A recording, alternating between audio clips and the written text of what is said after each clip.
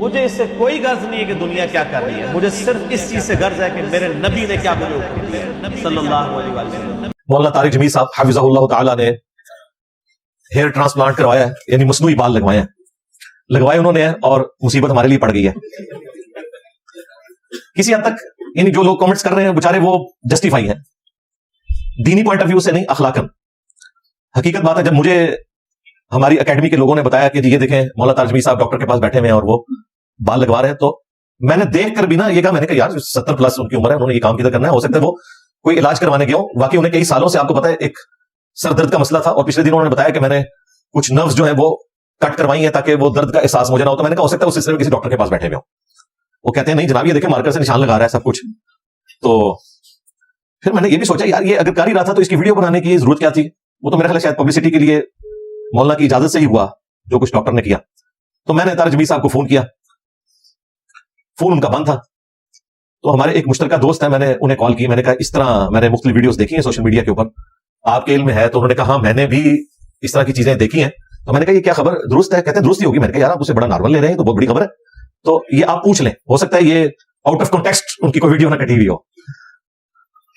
تو وہ کہتے ہیں کہ کچھ دن پہلے وہ میرے گھر آئے تھے، تو میرے پاس ان کا نا دوسرا نمبر ہے، تو میں اس پہ کال کر کے تو پوچھتا ہوں۔ تھوڑی دیر بعد پھر ان کی کال آ گئی، انہوں نے کہا جی کنفرم ہو گیا کہ واقعی انہوں نے یہ کروایا۔ تو میں نے کہا آپ نے اسے پوچھا نہیں کہ اس کی ضرورت کیا تھی؟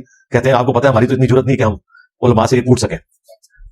تو چلیں میری قسمت اچھی ہے یا مولانا کی قسمت اچھی ہے کہ وہ میرا تو فون پہ رابطہ نہیں، میں نے تو ضرور پوچھنا تھا کہ حضرت آپ کو ضرورت کیا ہے۔ اس کی وجہ یہ ہے کہ ان کے بال کوئی جھڑے ہوئے نہیں ہیں، تھوڑا سا حصہ جو ہے نا بالوں کا یہاں سے جو اس عمر میں جا کے اتنی گنج ہو ہی جاتی ہے، باقی ان کے ماشاءاللہ اچھے خاصے بال ہیں دائیں طرف بائیں طرف سارا۔ پھر ایک بندے نے ہر وقت پگڑی پہننی ہے، ٹوپی پہننی ہے، اسے تو اس سے کوئی غرض ہی نہیں ہے کہ اس کے بال کتنے ہونے چاہیے۔ یہ میں شرعی طور پر بات نہیں کر رہا، میں اخلاقاً ساری گفتگو کر رہا ہوں۔ چلے اگر کسی کی کوئی نظر کمزور ہے، آپریشن کروا لیتا ہے، لینس ڈلوا لیتا ہے، کوئی خوبصورت والا لینس بھی ڈال لیتا ہے، ٹھیک ہے بنیادی ایک نیڈ ہے، اس میں ایک چیز ہے، کوئی اچھا فریم لے لیتا ہے اینک کا۔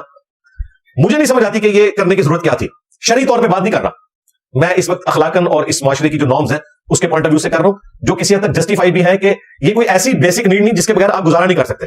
پھر وہ شخص جس نے ہر وقت پگڑی پہننی ہے، ٹوپی پہننی ہے، اب میں نے یہ بال رکھے ہیں، مجھے پتا ہے کہ بال سنبھالنا زیادہ مشکل ہے، اس لیے آپ دیکھیں کئی لوگوں کے بال ہوتے ہیں وہ حلق کروا دیتے ہیں، کہتے ہیں کمفرٹیبل ہے۔ تبلیغی جماعت میں آپ کو اکثر لوگ ایسے ہی نظر آئیں گے، تبلیغی جماعت میں تو ویسے ہی بال رکھنے کا رواج بہت کم ہے۔ خیر اسی قسم کا مسئلہ اس وقت بھی اٹھ جانا تھا اگر طارق جمیل صاحب شادی کر لیتے کوئی اس عمر میں، حالانکہ وہ کوئی گناہ کا کام نہ ہوتا، لیکن پھر بھی ایک خبر بننی تھی۔ میرا خیال ہے شادی کرنا کوئی اتنی بڑی خبر نہیں ہونی چاہیے، لیکن یہ جو خبر بنی ہے واقعی خبر ہے کہ کوئی ضرورت نہیں تھی۔ پھر لوگوں نے ان کی کوئی پرانی ویڈیوز، کوئی آڈیوز پیچھے چلائی ہوئی ہیں جس میں وہ دنیا کی بے ثباتی کے اوپر گفتگو کر رہے ہیں کہ دنیا تو کچھ نہیں ہے، ایسا زندگی آخرت کی ہے، اور وہ کہہ رہے ہیں کہ مولانا اب اس عمر میں بھی دنیا سے جانے کا ان کا کوئی ارادہ نہیں ہے، یہ تو پھر سے تیاری کر رہے ہیں۔ اور جو تھوڑا آگے بڑھتے ہیں وہ کہتے ہیں شاید کوئی شادی کے لیے مزید تیاری کر رہے ہیں، کیونکہ بال تو پہلے وہ کالے کرتے ہیں، ہمارے نزدیک وہ بھی جائز ہے، بال کالے کر سکتے ہیں، کوئی حرج نہیں اس میں، لیکن وہ لوگ پھر 7 صفر لگا کے خود رزلٹ نکالتے ہیں اور کہتے ہیں ہمیں تو یہ کہہ رہے تھے درویشی کی زندگی گزارو، اور خود دیکھیں یہ کس طرف جا رہے ہیں۔ میرا خیال ہے ایٹ لیسٹ اس واقعے سے ایک چیز تو پتہ چل گئی کہ جس طرح کچھ عرصہ پہلے آپ کو پتا ہے ان کے جوان بیٹے کی ڈیتھ ہوئی تھی، اللہ تعالیٰ اس کی مغفرت کرے اور ان کے لواحقین کو صبر دے اور صبر پہ اجر عطا فرمائے۔ اس کے بعد یہ بالکل ٹراما میں چلے گئے تھے، آپ کو پتا ہے کہ ہر لیکچر میں ہی روتے تھے، اور پھر وہ ویڈیوز بھی چڑھتی تھی، لوگ اس کا بھی مذاق اڑاتے تھے، نعوذ باللہ۔ تو اس صدمے کے وقت تو یہ لگ رہا تھا کہ یہ پوری زندگی ریکور ہی نہیں کریں گے، لیکن وہ ریکور کیا کر کے وہ ریکور پلس ہو گئے ہیں، انہوں نے بال بھی لگوا لی ہے۔ تو اس اعتبار سے مجھے خوشی ہے کہ ایٹ لیسٹ اس غم کی کیفیت سے ریکور کر کے، کچھ زیادہ ہو گیا لیکن خیر ہے پازیٹیو سینس میں۔ شرعی گرفت میں کہہ رہا ہوں اس کے اوپر کوئی نہیں ہے، نہ اس کے اوپر مذاق اڑانے کی ضرورت ہے، ٹھیک ہے ان کا رائٹ ہے، اگر وہ چاہتے ہیں کہ وہ، بعض لوگوں کو یہ بھی ہوتا ہے کہ وہ خود بھی اپنے آپ کو ایک بند صبر کر رکھنا پسند کرتے ہیں، ایسے لوگ بھی ہوتے ہیں، تو اس اعتبار سے ان کا رائٹ ہے، وہ کریں، کوئی مسئلہ نہیں ہے، اور اس پہ تو اتنا خرچہ نہیں ہوا ہوگا۔ اگر آپ ان کے باقی خرچے دیکھیں، ان کی گاڑیاں اور لیونگ سٹینڈرڈ، تو اس میں تو یہ آٹے میں نمک کے برابر ہے اور اونٹ کے منہ میں زیرہ ہے، یہ والا جو انہوں نے خرچہ کیا۔ اور میں نے پوچھا نہیں ہے لیکن یہ میرا گمان ہے کہ یہ فری ہوا ہوگا، کیونکہ اس ڈاکٹر نے اپنی مشہوری کروائی ہے ان کے ذریعے، جس طریقے سے ریسیو کیا تو سامنے ذرا ویڈیو بن رہی تھی نا، یا تو ہوتا پیچھے سے کوئی بنا لیتا، جس طرح میری کبھی کبھار کوئی جمعے کی بھی، اس جمعے کی بھی کسی نے بنا کے لیک کر دی ہے، مجھے تو پتہ ہی نہیں ہے، اور وہ ویڈیو خود ہی بتا رہی ہے کہ وہ چھپا کے بنائی ہے، کہ اس میں آگے بندے بھی آ رہے ہیں، مجھے تو پتہ ہی نہیں کہ ویڈیو اس طرح بن رہی ہے، لیکن اس طرح پراپر ریسیو کرنا، اور پھر جب ڈاکٹر ہے، دوسرا مولانا بیٹھے ہوئے ہیں اور تیسرا کیمرہ لے کے پاس کھڑا ہے، تو آپ یہ کہہ نہیں سکتے کہ مولانا کو پتہ ہی نہیں چلا ان کی ویڈیو بن گئی ہے اور پھر وہ نیٹ پہ چڑھ بھی گئی ہے، اور یہ بھی نہیں آپ کہہ سکتے کہ انہیں یہ بھی نہیں پتا کہ اس کے بعد ہوگا کیا۔ صحافیوں نے ویلاگ بنا دیا اس کے اوپر، ہاں ایسے صحافیوں نے بنائے جنہوں نے خود بال لگوائے ہوئے ہیں۔ اچھا یہ بال لگوانا کوئی اس بات کی گارنٹی نہیں ہوتا کہ یہ بال چل بھی جائیں گے، کئی لوگوں کے دوبارہ سے جھڑ جاتے ہیں، نواز شریف صاحب نے بھی لگوائے تھے، آپ کو پتا ہے پھر جھڑ گئے، یہ اللہ تعالیٰ کی بڑی نعمت ہے نہیں بال، یہ دیکھیں یہ بال لاکھوں روپے لگتے ہیں اور چند بال وہ ان جگہوں سے اتارتے ہیں جو آپ کے یہ گدی پہ بال ہوتے ہیں. یہ دیکھیں آپ جتنے گنجے لوگ ہیں آپ ان کو دیکھیں یہاں پہ اور گدی کے بال نہیں ان کے جھڑتے. اور داڑھی دیکھیں گنجوں کی اتنی گھنی ہوتی ہے. ہاں یہ نہیں آپ دیکھیں داڑھی بھی ان کی جو ہے وہ صاف ہو جائے گی. داڑھی اللہ نے ایک ایسی چیز بنائی ہے کہ داڑھی والا معاملہ یہ والا نہیں ہوتا. یہ بھی ایک بہت بڑی نبی الاسلام کی سنت میں اللہ تعالیٰ نے چیز رکھتی ہے. تو بہرحال وہ بال یہاں سے اتار کے انہی بالوں کو ٹرانسپلانٹ کرتے ہیں ان جگہوں کے اوپر جہاں سے آپ کے بال جھڑ جاتے ہیں. پھر کچھ عرصے میں وہ ریکور کرنا شروع ہو جاتے ہیں اور خود سے وہ آپ کی اپنی کھیتی اگ آتی ہے. اور اس میں 99.9% یہی ہوتا ہے کہ آپ کے بال استعمال ہوتے ہیں. کسی دوسرے کے بال لگانے کا تو آپ تصور ہی نہیں کر سکتے. اس کی وجہ ہے کہ وہ جسم سے قبول ہی نہیں کرے گا. اس کے لیے وہ اسی طریقے سے ہے کہ کوئی گردہ ٹرانسپلانٹ کروا رہا ہے, جگر ٹرانسپلانٹ کروا رہا ہے, تو وہ تو امیونٹی سسٹم اس کو اپوز کرنے کے لیے سامنے آ جاتا ہے. لہٰذا یہ نہ سمجھیں کہ لوگوں کے بال ہوتے ہیں وہ اپنے بال لگاتے ہیں. لوگوں کے بال اس اعتبار سے ہو سکتے ہیں کہ کوئی شخص وگ لگوا لے, اس کی تو مانیتا ہوں بعد میں بتا بھی دیتا ہوں. وگ آپ مصنوعی بالوں کی لگا سکتے ہیں, کسی انسانی بال کی وگ لگانے کی اجازت نہیں ہے. بہرحال یہ جو ایکٹیویٹی پرفارم ہوئی ہے یا مولانا کا 70+ کی عمر میں داڑھی کو کالا کرنا, اس کے اوپر کوئی شرعی گرفت نہیں ہے. بخاری اور مسلم دونوں میں حدیث ہے. اللہ کے محبوب صلی اللہ علیہ وآلہ وسلم کی جب وفات ہوئی تو حضرت انس بن مالک کہتے ہیں کہ آپ کے سر اور داڑھی کے ملا کر 20 سے زیادہ بال سفید نہیں تھے. 20 سے زیادہ میرے سفید ہیں. اور وہ بھی کہتے ہیں کہ کن پٹی پہ چند بال تھے, اس کی بھی مزید بریک اپ آئی ہے کہ 8 یا 10 بال جو ہے وہ آپ علیہ السلام کی داڑھی مبارک کے تھے اور اتنے ہی سر مبارک کے سفید تھے, اور وہ بھی کن پٹی پہ. یعنی نبی علیہ السلام اپنی وفات تک جو 61 ایئرز آپ کی ایج ہے سولر اعتبار سے جو ہم کہتے ہیں, یہ جو 63 ایئرز ملتا ہے وہ لونر ہے چاند کے اعتبار سے. ہمارے جو چل رہے ہیں اس کے اعتبار سے آپ کی عمر مبارک 61 ایئرز تھی. 61 ایئرز میں بھی نبی علیہ السلام کی داڑھی اور سر کے بال کالے تھے. یہ معجزہ تھا, اور یہ اس بات کا ثبوت ہے کہ کالے بال خوبصورتی کی علامت ہے. نبی علیہ السلام کو یہ معجزہ حاصل تھا. باقی لوگ اسے اچیو کرنے کے لیے داڑھی کو کالا کر لیتے ہیں. بہتر تو ہے کہ آپ مہندی استعمال کریں, ریڈ کریں. بخاری مسلم میں حدیث ہے, نبی علیہ السلام نے کہا کہ یہود و نصارہ کی مخالفت کرو, وہ داڑیاں رنگتے نہیں, تم داڑیوں کو رنگو. لیکن یہ نبی علیہ السلام کا حکم داڑھی کو رنگنے کا فرض یا واجب کے درجے میں نہیں ہے, صرف افضلیت اور غیر افضلیت کا ہے, اور وہ بھی پرسن ٹو پرسن ویری کرتا ہے. کیونکہ انہی احادیث کے جو راوی ہیں وہ خود داڑھی نہیں رنگتے تھے. جابر بن عبداللہ کے بارے میں مسند علی ابن الجعد میں آتا ہے کہ وہ سفید داڑھی رکھتے تھے, حالانکہ وہ خود راوی ہے کہ داڑھیوں کو رنگنا یہ بہتر ہے. خود مولا علی علیہ السلام کے بارے میں المستدرک للحاکم میں آتا ہے, ایک تابعی کہتے ہیں کہ میں حضرت علی کے پیچھے جا کے جمعہ پڑھتا تھا, میں نے آپ کو ممبر پر بارہا دیکھا ہے, آپ کی داڑھی اور سر کے بال سفید تھے. اب مولا علی نے پوری زندگی اپنی داڑھی کالی نہیں کی, سفید ہی رکھی ہے. آپ کی شہادت 64 ایئرز کی ایج میں آلموسٹ ہوئی ہے, اور آپ کی داڑھی اور سر کے بال سفید ہو چکے ہوئے تھے. اسی لیے میں نے کچھ ایسا پہلے ویڈیو ریکارڈ کروائی تھی کہ میں بھی داڑھی کو کالا نہیں کروں گا سیدنا علی کی سنت پہ عمل کرتے ہوئے. لیکن اگر کوئی کالا کرنا چاہے تو وہ سیدنا حسین کی سنت ہے, صحیح بخاری میں موجود ہے. سیدنا حسین ابن علی کا سر مبارک جب کاٹ کر عبید اللہ ابن زیاد کے سامنے رکھا گیا, گورنر یزید کے سامنے, اللہ کی لعنت, اللہ کے فرشتوں کی لعنت, تمام لعنت کرنے والوں کی لعنت جنہوں نے اہل البیت کے ساتھ ظلم کیا, تو اس میں بخاری میں الفاظ ہے کہ ان کے سر اور داڑھی کے بال وسما کی بوٹی سے رنگے ہوئے تھے. وسما وہ بوٹی تھی جو کالا کرنے کے لیے یوز ہوتی تھی, جس طرح آج کل آپ کے پاس مختلف کیمیکلز ہیں. اس زمانے میں تو کیمیکلز نہیں ہوتے تھے, بوٹیاں. سرخ کرنے کے لیے مہندی استعمال ہوتی تھی, اور کالا کرنے کے لیے وسما کی بوٹی. تو حسین ابن علی اپنی داڑھی کالی کرتے تھے. کتنی عمر میں؟ اس وقت ان کی عمر 58 سال تھی, 58 ایئرس, جب آپ علیہ السلام کی شہادت ہوئی ہے. اس کا مطلب ہے اس عمر تک آپ داڑھی کو کالا کر سکتے ہیں. اس کے علاوہ بھی کئی حساب سے ثابت ہے, میں نے اس کے بعد سے ویڈیو ریکارڈ کروائی ہے, وہ پھر ٹاپک اس طرف چل پڑے گا, صرف یہاں ضمن ذکر کرنا مقصود تھا. البتہ مسلم شریف میں جو ایک حدیث ہے نا کہ حضرت ابوبکر صدیق کے جب والد فتح مکہ کے موقع پر مسلمان ہوئے, نبی الاسلام کی خدمت میں انہیں پیش کیا گیا, ابو قحافہ کو, تو ان کی داڑھی بھی سفید تھی, سر کے بال بھی سفیدی سے چمک رہے تھے. تو نبی الاسلام نے کہا کہ ان کو کہو کہ اپنی داڑھی کو رنگیں اور کالے رنگ سے اجتناب کریں. اس حدیث کی وجہ سے بعض لوگوں نے یہ سمجھا کہ کالا رنگ نہیں کر سکتے, حالانکہ وہ بہت بوڑھے تھے, بہت بوڑھے شخص کو کالا رنگ کرنے سے منع کیا گیا ہے. لیکن ایک ایسا جوان شخص جس کی داڑھی یا سر کے بال وقت سے پہلے سفید ہو گئے, اسے تو لازمی رنگنا چاہیے. یہ جو میں افضلیت اور غیر افضلیت کی بات کر رہا ہوں, یہ میں 50-60+ لوگوں کے لیے بات کر رہا ہوں. لیکن ایک بچہ ہے 20-22 سال کا اور اس کے سر کے بال سفید ہو گئے ہیں, اور شرم کے مارے وہ داڑھی نہیں رکھتا کہ اس کی داڑھی سفید نظر آئے گی. کئی لوگ اس وجہ سے بھی داڑھی نہیں رکھتے. تو میں نے ان کو کہا یار داڑھی رکھو, کالی کرو, کوئی مسئلہ نہیں. 58 سال تک کرتے رہو. سیدنا حسین ابن علی سے ثابت ہے, اور بھی کئی حساب سے. حضرت حسن ابن علی کے بارے میں بھی المعجم الکبیر طبرانی میں آتا ہے, وہ بھی داڑھی رکھتے تھے. اب یہ جو حدیث ہے جس میں مانیتا ہے وہ بہت بوڑھے شخص کے لیے ہے, ظاہر ہے اس کو تو ضرورت بھی نہیں ہے کہ 80-90 سال کا بندہ ہے اور وہ داڑھی کو کالا کر رہا ہے, وہ اور رنگ سے کرے. البتہ وہ جو ایک حدیث ہے سنن نبی داؤد کے اندر, نبی علیہ السلام نے کہا کہ قرب قیامت میں ایسے لوگ آئیں گے جو کبوتر کے پوٹوں کی طرح سیاہ رنگ سے رنگیں گے, یعنی ان کی داڑھی اور سر کے بال وہ रंग रहे होंगे, जिस तरह कबूतर व्हाइट होता है और उसका पेट काला, यानी वो दाढ़ी की तरह नजर आ रहा होता है, और वो जन्नत की खुशबू भी नहीं पाएंगे। मेरे ख्याल में तो ये मुल्कियों के बारे में जो अलमैसू है। हाँ, जाहिर है कि वो इस किस्म का दीन फैला रहे हैं कि जिस दीन की इस्लाम में कोई गुंजाइश नहीं है। इस हदीस की वजह से बाज लोगों ने यह समझा कि जो दाढ़ी रंगता है वो जन्नत की खुशबू नहीं पाएगा। हालांकि इस हदीस का यह मतलब नहीं था। इस हदीस में उन लोगों की निशानी बताई गई है कि जो जन्नत की खुशबू नहीं पाएंगे, ना कि इस अमल की वजह से वो जन्नत की खुशबू नहीं पा रहे होंगे। मिसाल के तौर पर सही बुखारी सही मुस्लिम में आया कि खवारिज की निशानी है कि सर मुड़ाएंगे। अब इसका यह मतलब नहीं कि जो सर मुड़ाएगा वो खारजी हो जाएगा, वरना राइवेंड वाले तो सारे खारजी हो जाएंगे, बरेलवी कहते भी हैं। हाँ, सुथड़ छोटी गर्दन मोटी, हाँ जी, गले तवा सिर ते उसरा करवाओ टेंट ते चलो राइवेंड। हाँ, वो कहते हैं कि शलवार छोटी है, गर्दन मोटी है और सर पे उसरा कर। ये शेर हमें बचपन में जरा हम भी बरेलवी थे तो हमें याद करवाए गए थे कि शेर याद है, पुरानी कोई शायरी कभी याद आ जाती है। तो सर मुंडाना खवारिज की निशानी है। इसका यह मतलब नहीं कि जो सर मुंडेगा वो खारजी हो जाएगा, समझ रहे? क्योंकि मौला अली अलैहिस्सलाम भी खुद सर मुंडते थे। सुनन नबी दाऊद में यह हदीस मौजूद है, जिस जगह यह हदीस मौजूद है ना, यानी सुनन नबी दाऊद में कबूतर के पोटों वाली, उसी दाऊद में हदीस मौजूद है कि मौला अली कहते हैं जब से मैंने नबी अलैहिस्सलाम से सुना कि जिस शख्स के गुस्ल में बाल खुश्क रह गए तो उन्हें अजाब दिया जाएगा, तो कहते हैं मैंने अपने सर के साथ दुश्मनी की, मैंने अपने सर के साथ दुश्मनी की, मैंने अपने सर के साथ दुश्मनी की और सर के बाल मुड़वा दिए। ज़ाहिर उस जमाने में पानी भी इशू था, आजकल तो वो इशू नहीं हमारे लिए। वहां तो नहाने के लिए भी पानी कई किलोमीटर से भर के लाना पड़ता था, उसमें बालों का एहतमाम करना। हमारा तो बड़ा आसान है, शावर है, जितने मर्जी लंबे बाल हो धोने में प्रॉब्लम नहीं होता। तो सैयदना अली खुद सर मुड़ाया करते थे। हजरत अली के मुखालिफिन खवारिज हैं। हम खवारिज से नफरत इसलिए करते हैं कि वो हजरत अली के मुखालिफ थे, जबकि हजरत अली खुद भी सर मुड़ाते थे। इसका मतलब है सर मुड़ाने वाला खारजी नहीं होता, बल्कि खारजियों की एक निशानी सर मुड़ाना है। और वहां पर भी एक खास तबके की निशानी है जो जन्नत की खुशबू नहीं पाएगा। मैंने आपको बता दिया मौलवियों के बारे में और मैसूर के बारे में, ना कि इस अमल की वजह से वो जन्नत की खुशबू नहीं पाएगा। और ये जो मैं तफसीर बयान कर रहा हूं, ये इस उम्मत में बड़े बड़े आइम्मा ने इस हदीस की शरह में लिखा हुआ है।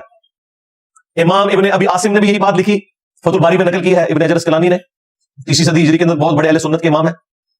उसके बाद इमाम इब्ने जौजी 597 हिजरी में फौत हुए, जिन्होंने यजीद की मजम्मत में किताब लिखी थी। उन्होंने तो बकायदा पूरी बहस की है, अल-बुज़वा जो किताब है उसमें, और उसमें बकायदा उन्होंने मेंशन किया है कि ये किन लोगों का जिक्र हो रहा है। इससे मुराद ये नहीं है कि जो भी दाढ़ी काली करेगा तो नऊज़ुबिल्लाह वो उसी कैटेगरी में फॉल करेगा। उन्होंने इस टॉपिक को खोलकर बयान किया।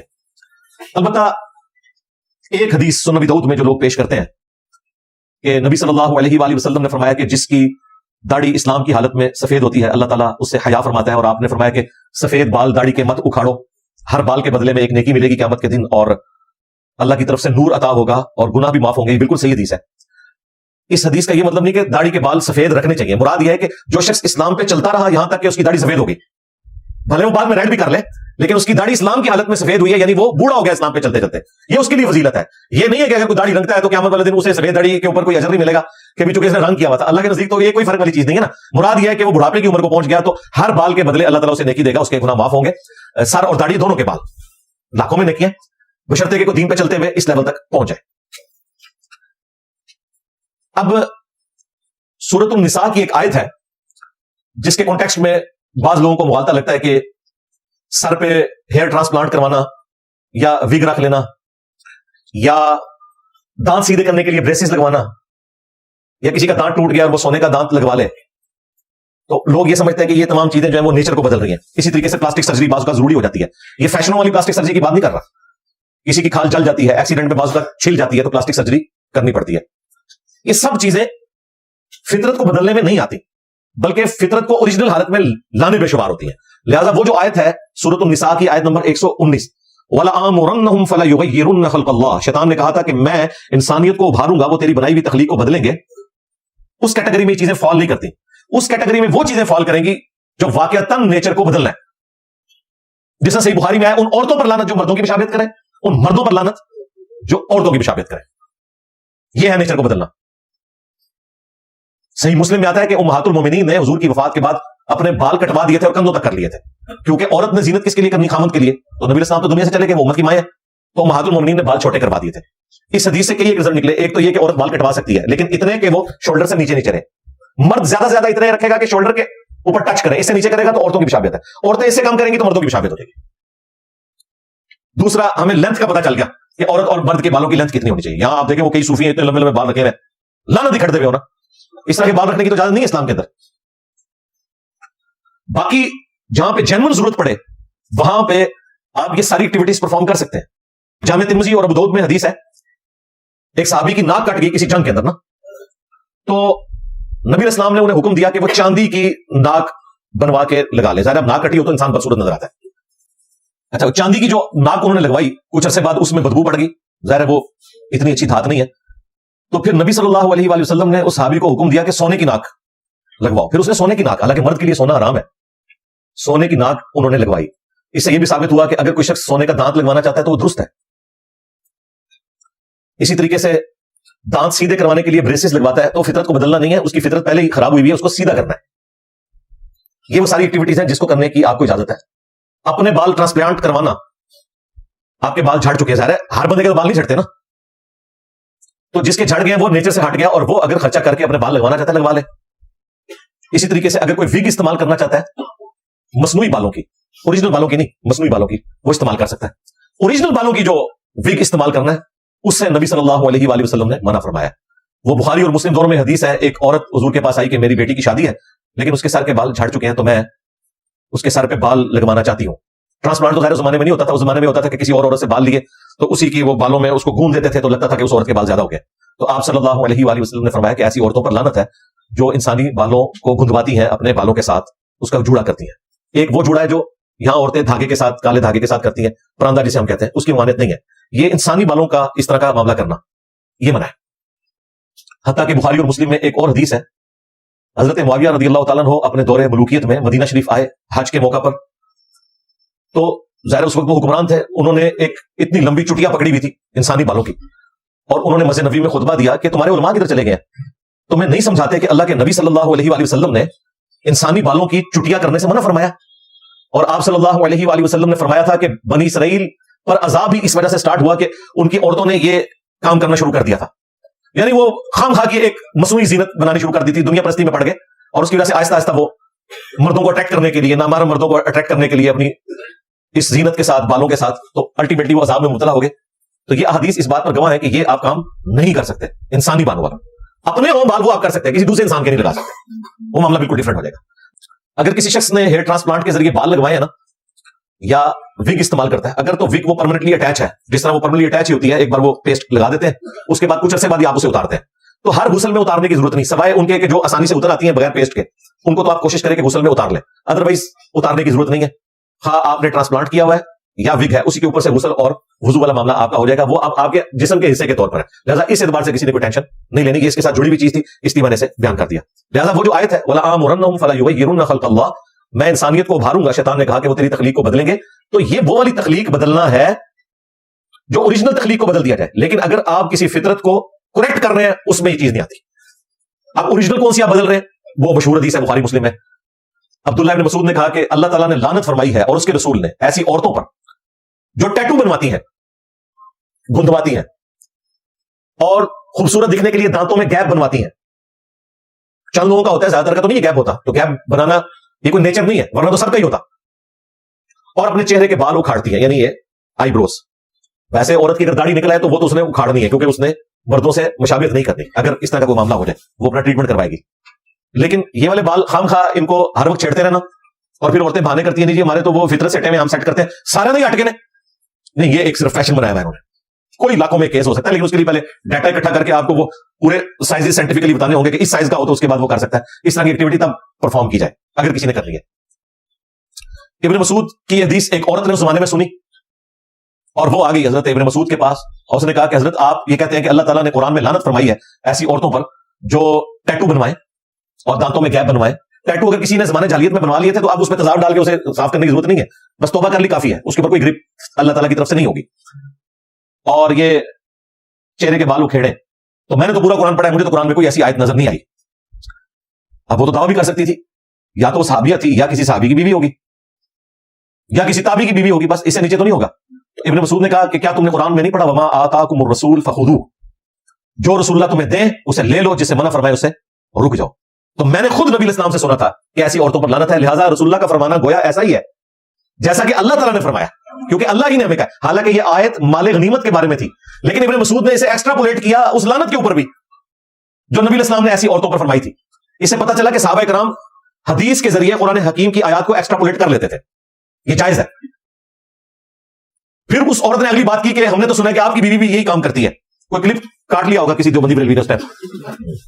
آپ یہ بات کریں کہ دیکھیں جی نے سامنے ہمارا مذاق اڑایا, ہم تو اس وقت آئے نہیں تھے. اگر اس وقت نہیں تھے ان کی تو آ گیا حقی ہے نا. یا پھر کہو کہ انجینئر صاحب کو تو نال اسی کو کلپ کٹیا سی, چلو کم از کم زمانے میں ثابت ہو جائے گا نا. تو وہ مشہور ہو جاتی ہے نا باتیں, افواہیں پھیل جاتی ہیں. تو ابن مسعود نے کہا کہ اندر جاؤ میری بیوی کو دیکھ لو. وہ اندر گئی تو شرمندہ ہو کے باہر آئی عورت, اس نے کہا کہ آپ کی بیوی میں تو ایسی کوئی بات نہیں ہے, یہ تو کلپ ہی آپ کا کاٹا ہوا تھا. تو ابن مسعود نے پھر ایک جملہ بولا, انہوں نے کہا کہ اگر میری بیوی یہ کچھ کرتی ہوتی تو ابن مسعود کی بیوی نہ ہوتی, کہ رسول اللہ کی نافرمان ہو اور میری بیوی ہو, یہ ہو ہی نہیں سکتا. تو اس حدیث میں آپ کو پتا چل گیا کہ اس طرح کا جو بگاڑ کرنا ہے نا وہ تو منع ہے. لیکن کچھ بگاڑ ایسے ہیں جو اللہ تعالیٰ نے ہمیں حکم فرمایا کہ وہ آپ نے کرنے ہیں, اور ان بگاڑ کو کرنا یا قدرت کی طرف سے ہوئی چیزوں کو سنوارنا وہ فطرت ہے. بخاری مسلم دونوں میں حدیث ہے کہ 5 چیزیں فطرت میں سے ہے. نمبر 1 ختنہ کروانا. ختنہ اللہ نے نہیں کیا ہوتا, مخلوق کرتی ہے, اللہ کی بنائی ہوئی خلقت کو بدلتی ہے, لیکن یہاں بدلنا خود فطرت ہے. دوسری چیز فرمایا ناخن کاٹنا. تیسرا بغلوں کے بال صاف کرنا. چوتھی چیز زیر ناف بال, اور 5ویں مونچھیں پست کرنا. صحیح مسلم میں یہی حدیث ہے, اس میں آیا 10 چیزیں فطرت سے. ان میں داڑھی بڑھانا بھی ہے, مسواک کرنا یعنی دانتوں کو صاف کرنا, ناک صاف کرنا. 5 چیزیں تو یہی ہیں, اس کے علاوہ بھی ہیں. پانی کے ساتھ استنجا کرنا. اس زمانے میں یہ بھی بڑی بات تھی, کیونکہ عموماً استنجا مٹی سے ہوتا تھا, پانی تو بھر کے لانا پڑتا تھا. ہم تو بڑے خوش نصیب ہیں, ہمارے پاس پانی اویلیبل ہے. اور مسلم شریف میں ہی ایک اور حدیث ہے کہ نبی اسلام نے غیر ضروری بالوں کے لیے, ناخن کاٹنے کے لیے 40 دن کی مدت مقرر فرمائی ہے, کہ 40 دن کے اندر آپ نے ایک دفعہ یہ کام ضرور کرنا ہے. ویسے تو ہر ویک کر لیں ٹھیک ہے, لیکن لیٹ سے لیٹ بھی 40 دن. اس میں کوئی سائز کا نہیں ہے کہ اتنے بال ہو جائیں اتنے ناخن. 40 دن کی مدت مقرر فرمائی ہے. 40 دن کے اندر آپ نے ایک دفعہ اپنے ناخن کاٹنے ہیں, مونچھیں پس کر لینی ہے, بال غیر ضروری جو ہے یہ صاف کرنے ہیں. اس کو نبی صلی اللہ علیہ وآلہ وسلم نے مشروع فرمایا. اب یہاں پر اس چیز کو بیلنس کرنے کے لیے ایک اور ٹاپک ضروری ہے, میں اس کے ساتھ ہی ذکر کر دیتا ہوں. سنن نبی داؤد میں اور مسند احمد میں ایک حدیث ہے, نبی صلی اللہ علیہ وآلہ وسلم کی خدمت میں ایک شخص آیا جس کے بال بکھرے ہوئے تھے. تو آپ نے فرمایا اسے کوئی ایسی چیز نہیں ملی کہ یہ اپنے بال سنوار لیتا. یعنی اس چیز کو شریعت نے ناپسند کیا ہے کہ کوئی شخص جو ہے وہ اپنے بال کو بکھرا ہوا رکھے, جیسا کہ آپ کے صوفی مرزوق نظر آتے ہیں نانگے پیر. پھر ایک اور شخص آیا جس کے کپڑے میلے تھے. آپ نے فرمایا اسے کوئی ایسی چیز نہیں ملی کہ کپڑے دھو کر پہنتا. یعنی آپ علیہ السلام اس چیز کو ناپسند کرتے ہیں کہ کوئی شخص بکھرے بالوں کے ساتھ اور گندے کپڑوں کے ساتھ پھرے, بلکہ صفائی کا اہتمام کیا جائے. اسی کو سپورٹیو ایک اور حدیث ہے سنن نبی داؤد میں اور مسند احمد میں. آپ صلی اللہ علیہ وآلہ وسلم کے پاس ایک شخص آیا جس کی حالت بتا رہی تھی کہ بیچارہ بہت غریب ہے. آپ نے پوچھا تیرے پاس کتنے اونٹ ہیں؟ اس نے بتایا اتنے اونٹ. بکریاں بھی بے شمار, گائے اس نے کہا اتنی, غلام تھے اس کے اپنے. آپ نے فرمایا تیری حالت تو نہیں بتا رہی, اگر اللہ نے تجھے اتنی نعمتیں دی ہیں تو ان نعمتوں کا اثر تیرے اوپر نظر بھی آنا چاہیے. گھگڑا مار کے دو نا پھر. تو اس چیز کو پسند فرمایا گیا کہ اللہ تعالیٰ کی نعمتوں کا اثر آپ کے اوپر نظر آئے. ایک اور حدیث ہے جامعہ ترمذی میں, نبی صلی اللہ علیہ وآلہ وسلم نے فرمایا کہ اللہ تعالیٰ جب کسی کو نعمتوں سے نوازتا ہے تو اس چیز کو پسند فرماتا ہے کہ ان نعمتوں کا اثر اس کے اوپر نظر آئے. فضول خرچی نہ ہو, لیکن اس طرح بھی جان بوجھ کے ایکٹنگ کرنا کہ اپنے آپ کو غریب شو کرنا, یہ بھی ناپسندیدہ ہے. سادگی ایک الگ سے چیز ہے, وہ بھی حدیث ہے جامعہ ترمذی میں ہی کہ جو شخص استطاعت کے باوجود مہنگا لباس دنیا میں ترک کر دے گا تو اللہ تعالیٰ قیامت کے دن اسے جنتی حلہ پہنائے گا کہ اس شخص نے دنیا میں بہت مہنگا لباس جو یہ پہن سکتا تھا میری وجہ سے ترک کیا. مہنگا لباس ترک کرنا یہ پسندیدہ ہے, لیکن گندے کپڑے پہننا یا اتنا تھرڈ کلاس لباس پہننا کہ لوگوں کو لگے کہ یہ پتہ نہیں اللہ تعالیٰ نے اس کے اوپر کون سا عذاب نازل کیا ہوا ہے, تو پھر اللہ کو تو غصہ صحیح آنا ہے کہ میں نہ کوئی دیتا ہے اور انہیں اپنی حالتیں بنائی ہے. یا تو سب کچھ اللہ کو دے دینا اور واقعی فقر کی زندگی میں آ جائے, پھر تو سمجھ آتی ہے. خود جوڑا ہوا ہے اور اپنی حالت یہ بنائی ہوئی ہے, وہ چیز اللہ تعالیٰ کو پسند نہیں ہے. لیکن دوسری طرف یہ بھی یاد رکھیے گا, ابو داؤد میں ایک حدیث ہے, دنیا میں جس نے شہرت کا لباس پہنا قیامت کے دن اللہ تعالیٰ اسے ذلت کا لباس پہنائے گا. ہاں یہ بھی ہے, جان بوجھ کے ایسا لباس پہننا کہ آپ لوگوں میں نمایاں نظر آئے. ہاں یہ بھی بعض لوگوں کو شوق ہے. آپ یہ مولویوں کو دیکھیں نا, ایک سے ایک ون سمندہ مولوی ایسی ایسی کرس کی پگڑیاں پہن کے آتے ہیں, ان میں پتہ نہیں کیا کچھ, پھر اوپر گھوٹے پہنے ہوئے ہوتے ہیں, اور اللہ معافی دے کیا حالت بنائی ہوئی ہوتی ہے. یہ نہ خانوں کو آپ دیکھ لیں, یقین کریں, لگتا ہے کہ پورے وہ ایکٹر ہیں, وہ بیوٹی پارلر سے تیار ہو کے آتے ہیں, باقاعدہ سرخی پاؤڈر سارا کچھ لگایا ہوتا ہے. وہ کیمرے میں پتہ چل جاتا ہے کہ یار اس نے کیا حرکت کی ہوئی ہے. تو یہ شہرت کا لباس ہے نا, لوگوں کو دکھانے کے لیے نا. اور ایک اور حدیث ہے سنن نبی داؤد میں, من تشبہ بقوم فہو من, جس قوم کی مشابہت اختیار کی وہ انہی میں شمار کیا جائے گا.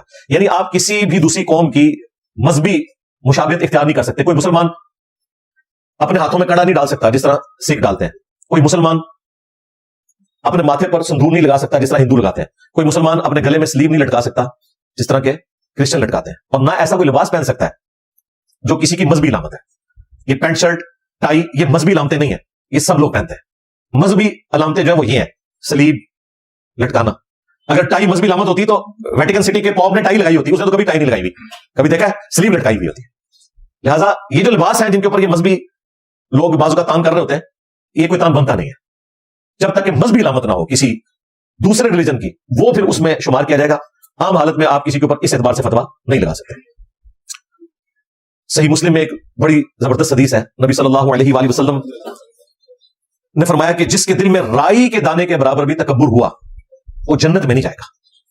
تو صحابہ کرام نے عرض کیا یا رسول اللہ، بعض اوقات ہماری خواہش ہوتی ہے کہ ہمارے کپڑے اچھے ہوں، جوتیاں اچھی ہوں، ہم ذرا زینت اختیار کریں، کیا یہ بھی تکبر ہے؟ تو آپ نے فرمایا یہ تکبر نہیں ہے، اللہ بھی خوبصورت ہے اور خوبصورتی کو پسند فرماتا ہے۔ تکبر یہ نہیں کہ تم اچھا لباس پہنو یا اچھی جوتیاں پہنو، بلکہ تکبر یہ ہے کہ تم حق بات سے اناد کرو اور دوسرے لوگوں کو حقیر سمجھو۔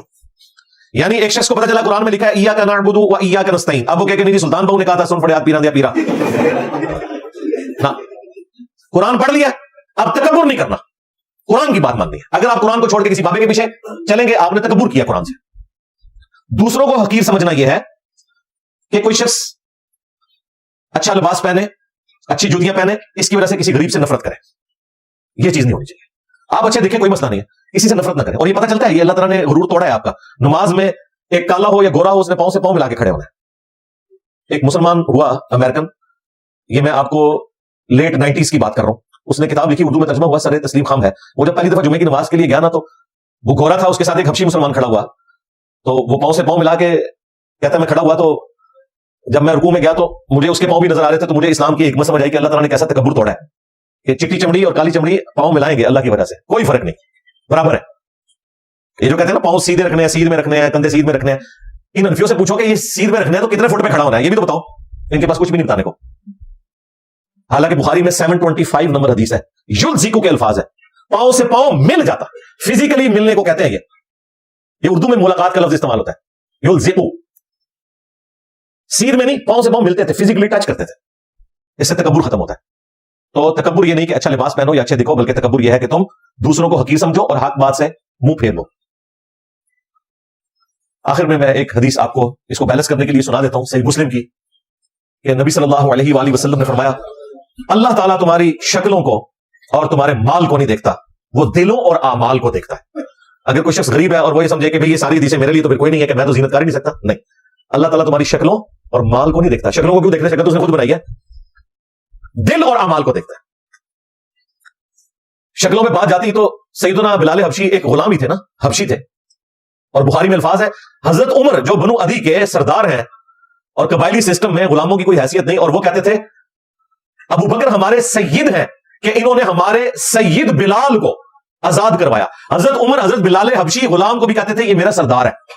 ایک عرب کے قبیلے کا سردار جو غلاموں کو سمجھتے کچھ نہیں تھے، اسلام نے اتنا بدل دیا، وہ کہتے تھے سیدنا بلال، ہمارے آقا بلال، دین کی نسبت کی وجہ سے۔ حبشی کتنا خوبصورت ہوگا، جتنا بھی خوبصورت ہو، ہونٹ اس کے موٹے ہونے ہیں، ناک موٹی ہونی ہے، رنگ اس کا کالا ہی ہونا ہے، لیکن آج جب ہم حضرت بلال کا نام لیتے ہیں تو دل میں ہمیں وہ مٹھاس محسوس ہوتی ہے اور وہ محبت کا جذبہ آتا ہے۔ کیا اس وجہ سے کہ ان کی شکل ہم نے دیکھی ہوئی ہے؟ ان کی قربانیوں کی وجہ سے۔ تو اللہ تعالیٰ تمہاری شکلوں اور مال کو نہیں دیکھتا بلکہ دلوں اور اعمال کو دیکھتا ہے۔ لہٰذا کوئی ہیئر ٹرانسپلانٹ کروا لے یا نہ کروائے، کوئی وگ رکھ لے یا نہ رکھے، کوئی مہنگا چشمہ لگائے یا نہ لگائے، کوئی مہنگی گاڑی رکھے یا نہ رکھے، اس سے کوئی فرق نہیں پڑتا۔ اللہ تعالیٰ کے نزدیک کرائٹیریا بالکل ڈفرنٹ ہے۔ اگر کسی کے دماغ میں یہ آتا ہے کہ میں اس طرح بن ٹھن کے جس طرح دنیا کو دھوکہ دے رہا ہوں آخرت میں اللہ کو دے لوں گا، تو ایسا نہیں ہوگا۔ اور یہ میں بات جنرل کر رہا ہوں، مولانا طارق جمیل صاحب کے حوالے سے نہیں کر رہا، وہ آلریڈی ایک امیر زادے ہیں، انہوں نے یہ دین سے ساری عمارت نہیں کمائی ہے، وہ آلریڈی بھی ایک لینڈ لارڈ تھے۔ بعد میں ٹھیک ہے دین کی برکت سے اللہ تعالیٰ نے انہیں پوری دنیا میں اس حوالے سے سیر کروائی، تبلیغی جماعت کے پلیٹ فارم سے، وہ ایک الگ بات ہے۔ بہرحال ان شارٹ یہ ہے کہ مولانا کا مذاق اتنا نہ کریں، اگر انہیں بال لگوا لیے ہیں تو آپ ان کو مبارکباد پیش کریں، ہم بھی انہیں مبارکباد ہی پیش کرتے ہیں، اور اس کے بعد ہم انہیں کہیں گے کہ اگر آپ نے کوئی شادی بھی کرنی ہے تو کریں، انشاءاللہ تعالیٰ ہم اس کی بھی مبارک آپ کو پیش کریں گے انشاءاللہ تعالیٰ، کوئی اس کا مذاق نہیں اڑایا جائے گا۔ جو چیز اسلام میں حرام نہیں ہے، جواز کی حد تک موجود ہے، اس کے حوالے سے آپ کسی مسلمان کے اوپر کوئی تان نہیں کر سکتے۔ لہٰذا میں ان تمام لوگوں کو جنہوں نے نیگیٹو کمنٹس کیے یا ان صحافیوں کو جنہوں نے اس چیز کو بنیاد بنا کے ان کے اوپر پھپتیاں کسی، انہیں سمجھاؤں گا کہ آپ یہ والی حرکت نہ کریں کہ آپ ایک وہ چیز جو اسلام میں حرام نہیں ہے اس اعتبار سے کسی کا مذاق اڑانا شروع کرتے ہیں۔ باقی جس حوالے سے لوگ بات کرتے ہیں وہ بات اپنی جگہ بالکل درست ہے کہ جب کوئی شخص پوری زندگی فقر کا درس دے رہا ہے تو اس کی زندگی میں بھی وہ والی درویشی نظر آنی چاہیے، لوگ ایکسپیکٹ کرتے ہیں، سیدھی سی بات ہے، اور ان چیزوں کا خیال رکھنا ضروری ہوتا ہے۔ یہ نہ سمجھے میرا کوئی ذاتی موقف ہے. بخاری مسلم میں حدیث ہے, نبی صلی اللہ علیہ وآلہ وسلم اعتکاف بیٹھے ہوئے تھے, آپ کی بیویاں آپ کو اعتکاف کی حالت میں ملنے کے لیے آئیں. کچھ تو ساتھ ہی اعتکاف بیٹھی تھی, کچھ رات کے اندھیرے میں ملنے کے لیے آئیں. تو باقیوں کو تو حضور نے رخصت کیا, لیکن حضرت صفیہ کا گھر تھوڑا دور تھا. آپ نے کہا صفیہ تم رک جاؤ, تمہیں میں خود چھوڑنے جاؤں گا. جب آپ وہاں سے نکلے تو راستے میں آپ نے کچھ انصاری اصحاب کو دیکھا, تو وہ حضور کو دیکھ کے نا تیزی سے گزر گئے. آپ وہیں رکے, آپ نے ان کو بلایا.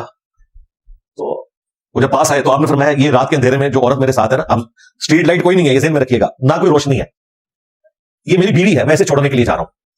تو انہوں نے کہا یا رسول اللہ ہم آپ کے بارے میں گمان تو کر ہی نہیں سکتے کہ آپ کسی نامحرم عورت کے ساتھ ہوں گے رات کے اس اندھیرے میں. تو آپ نے فرمایا بے شک شیطان انسان کے جسم میں خون کی طرح دوڑتا ہے, وہ تمہیں یہ وسوسہ دلا سکتا تھا, لیکن نبی اسلام نے اپنی پوزیشن خود کلیئر کر دی پہلے.